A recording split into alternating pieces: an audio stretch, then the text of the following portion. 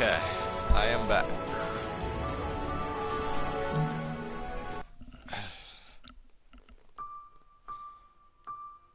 Oh wow, I forgot that's the way I had it.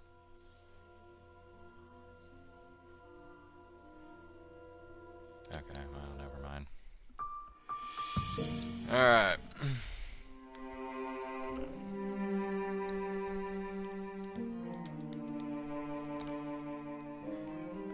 Matthias, I think you missed the end of the reincarnation story. But yeah, I've moved on to the short stories now, so just FYI. Alright, so we have read 4 of these. We've done Slow Killing Poison, Defectives, The Paintings, Ramblings, and Loss. We skipped the Revenant's Dream, so we'll come back to that later. But I'm gonna move on to Pain and read that one. So, I think, let's see, Lost,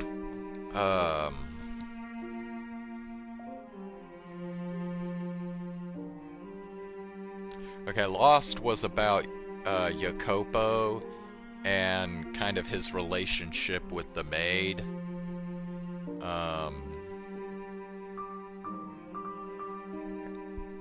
And, I'm assuming since this is 1 Lost and this is 2 Pain, that this is going to continue the Jacopo story, so let us see.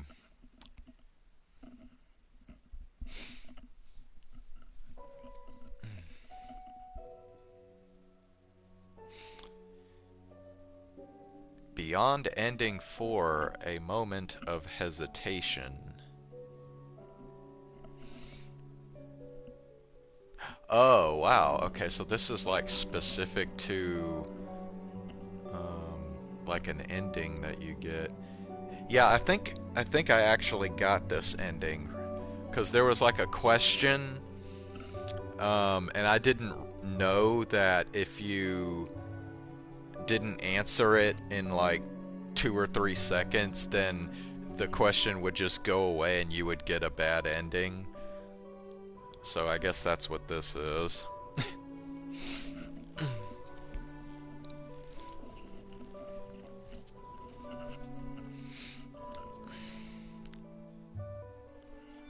How can you be sure that even now I still love you? Can you deny the possibility that I no longer yearn for you, but the white-haired girl?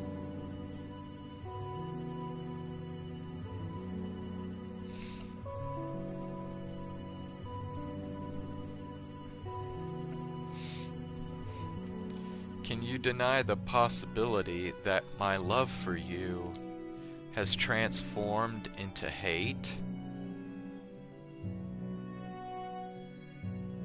Farewell, Michelle.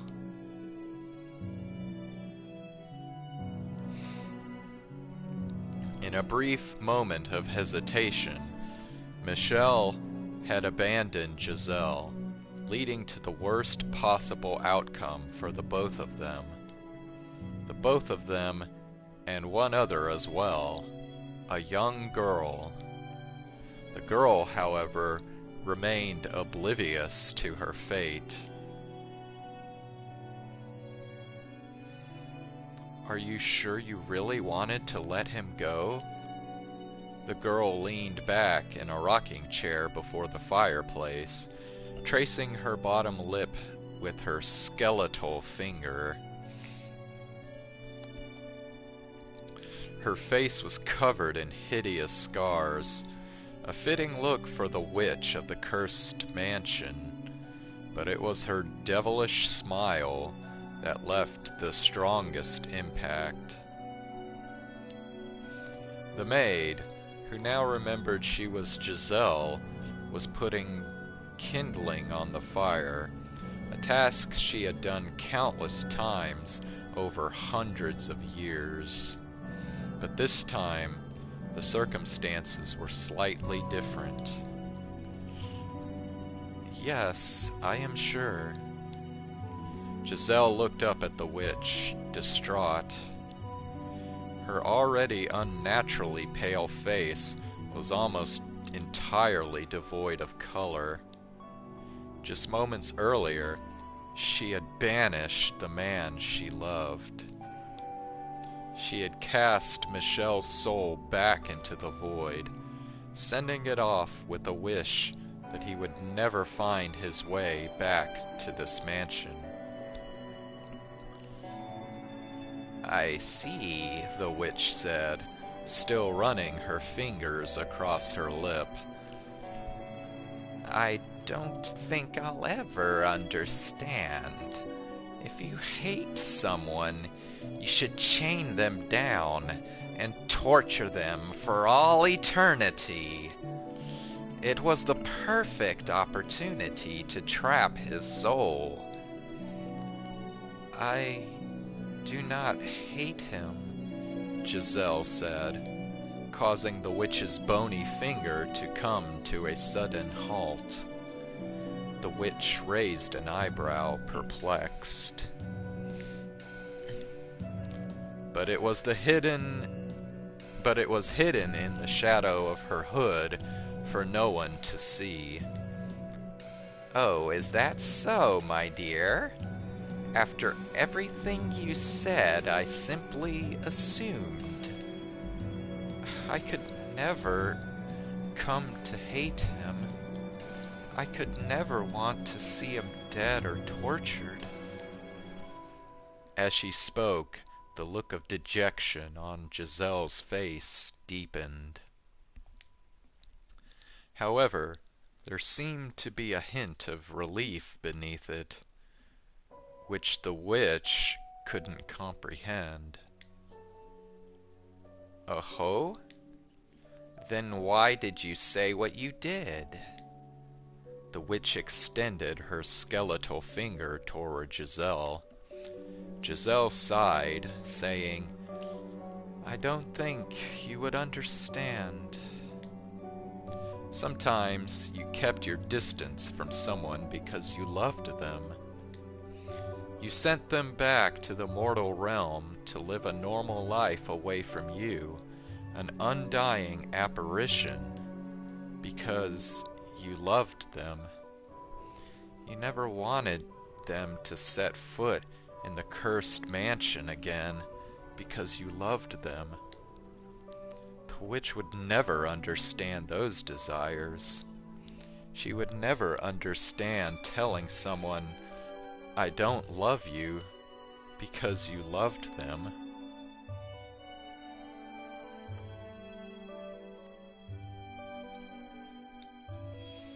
And she would never understand lying to push someone away because you loved them. Probably not, the witch said. I'm not particularly interested in understanding either.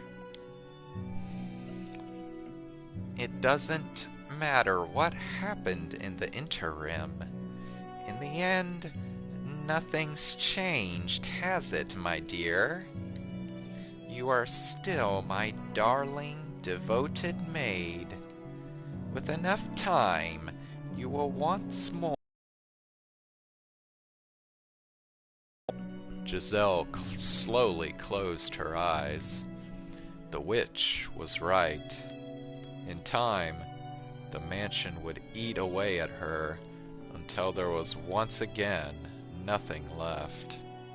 However, she no longer felt any fear about losing herself again. Had no one to wait for anymore, which meant she was free from having to despair about him never showing up now. She didn't regret her choice either. As she had shown Michelle the events of her own past, she had come to realize that she was no longer that person, that she was merely an unsettling shadow of the woman he had known. And she didn't want to subject him to that. It's for the best. Giselle repeated that phrase to herself again and again. A devilish smile rose to the witch's lips as she watched her gaze slowly sink to the cold floor. What a wonderful world this is, she said. She was in complete control of everything, after all. The cursed mansion existed outside reality, an eternal prison where time held no meaning. What one soul perceived as a day could be a second or a year for another soul. The witch Morgana awoke from a long rest. She opened her eyes, and there was the fireplace crackling away. Before it knelt a woman with deathly pale skin, feeding the fire with kindling. Morgana had no idea where the maid got the wood. "Oh, hello there. Good morning," the witch snorted.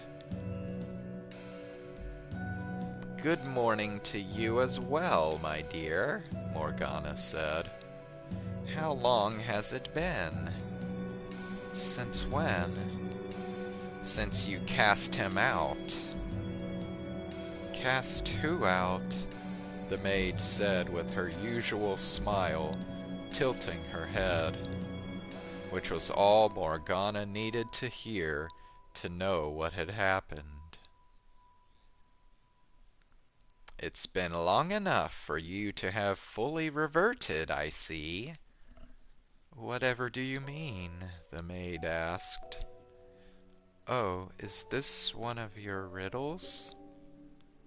"When have I ever given you a riddle? You're the one who likes to make everything you say sound mysterious, my dear." My, if you say so." "Are you trying to agitate me?" "Of course not. Now, would you like to start your day with a cup of herbal tea?" Morgana sighed. It seemed the maid had indeed fully reverted. She'd had this exchange every single time she woke up since the maid's mind had broken. And even though her own sense of time had dulled as well, having to answer the same questions over and over again was still frustrating. She was the one who had broken the maid's mind in the first place, though, so she also understood she had brought this on herself. "I've told you this again and again. I don't need any tea." "And what about breakfast?" the maid asked. "I don't need food either, as I've also told you repeatedly." The maid pursed her lips into a little pout.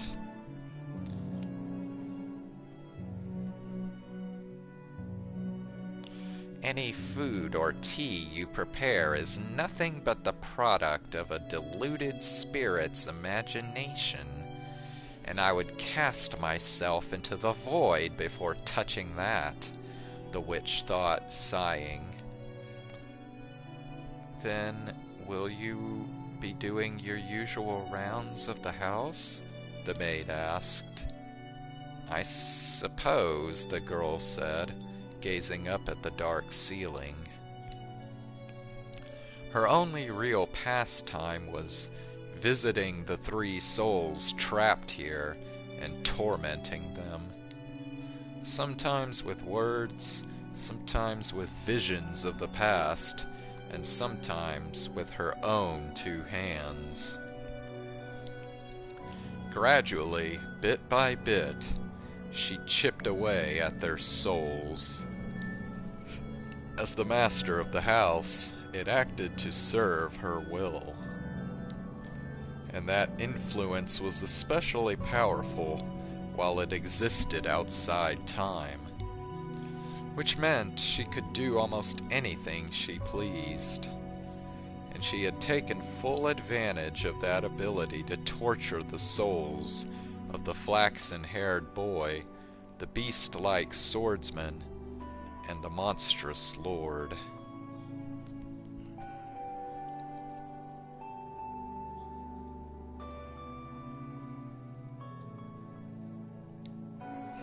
She was more than willing to spend the rest of eternity exacting her revenge on the three of them. That said, she felt things were getting a bit repetitive, and with Michelle banished, there was no longer any hope of outside entertainment, which left her the only one with the power to mix things up. It might be time to send them out again. The maid blinked at her, perplexed. But of course she wouldn't understand. She didn't know about the three souls imprisoned there. "Are you going to release something from the mansion?" the maid asked quizzically. "I would never," the witch said, cackling. "They've been placed under a powerful curse, a wish of destruction and reconstruction. And I am going to begin that process again. Have them live their third lives." Hehe. Oh, I can't wait to see what terrible ends they meet this time. Aren't you excited, my dear? "Yes, very much so," the maid said, smiling as though she hadn't understood a single word. The witch jumped to her feet, giddy with rancor. Imagining the miserable, bloody futures the three terrible men would surely meet had fixed her mood in an instant. They had to suffer for all eternity. They had to endure a fate worse than death. They had to pay for their sins, over and over and over again. Morgana first went to visit the flaxen-haired boy, whose soul was imprisoned in the rose garden. As she approached the double doors, they opened on their own, the rusty hinges letting out pained shrieks.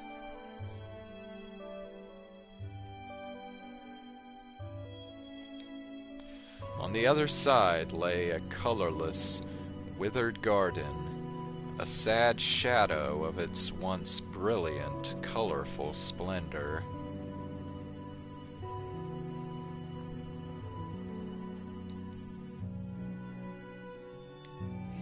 Of course, the witch felt no heartache over the garden's state of decay.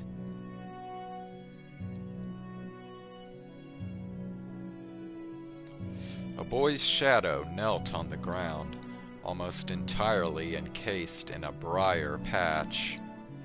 It was wispy and barely managed to retain its human form. Arms wrapped around his head, he muttered endlessly to himself. "It's not all my fault. I can't take this anymore. Someone get me out of here." Morgana stuck her chin out, looking down on the pathetic creature before her. Her last time here, he had been a bit more coherent, but now he seemed to be hardly there at all. The flaxen-haired boy's punishment was to relive the day that started it all, over and over again. He had to watch dozens of people die during the Harvest Festival celebration, including his own sister. And now that he'd finished his second life as well, she made him watch his mistakes from that as well. Such as the time he called his sister disgusting and pushed her away. The very same sister he betrayed the lakeside witch for.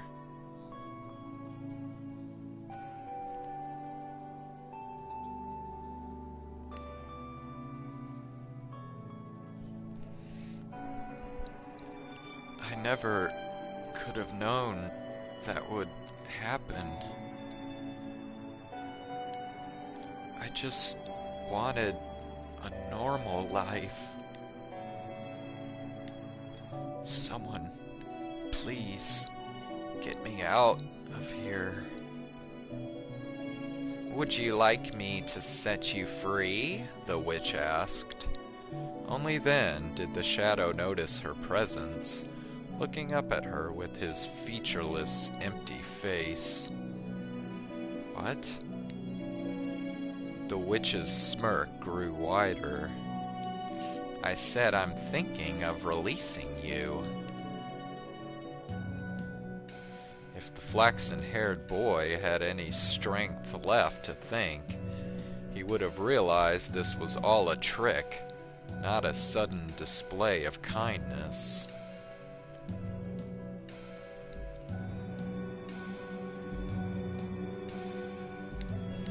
But all he could see was an opportunity to escape, and he was going to take it. Please, let me go. He didn't even so much as wonder why. The only thing that registered in his feeble mind was the word free. Nothing else mattered as long as he could escape this place. The witch's devilish smirk widened even further. Very well, then I shall deliver your soul to its rightful place. You are very fortunate to have this chance to return to the mortal realm, my dear. Thank you so much for your forgiveness. A contorted smile rose to the flaxen-haired boy's face. He then whisked away into nothing, leaving behind only a small breeze to rustle the witch's robe. It took all her strength to not burst out laughing. Thank you for your forgiveness? That was brilliant. She hadn't said a thing about forgiving him. Farewell, Mel, the witch said, tracing her lip with her bone finger.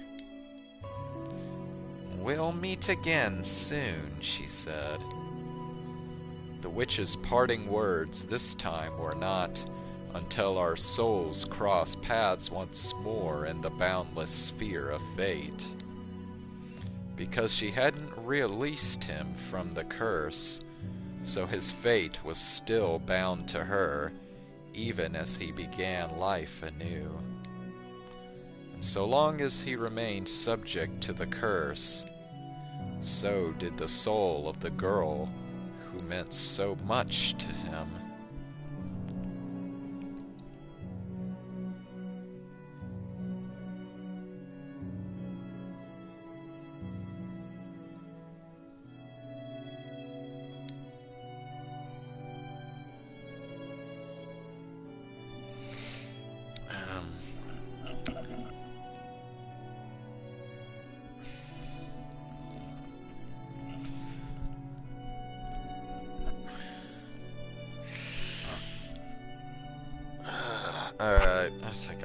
gonna stop here. I'm pretty tired. Mm.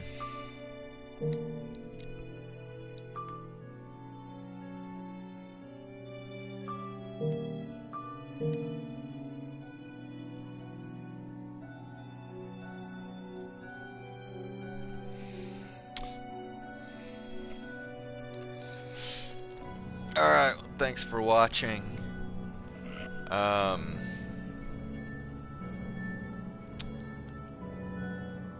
I'll probably stream again tomorrow.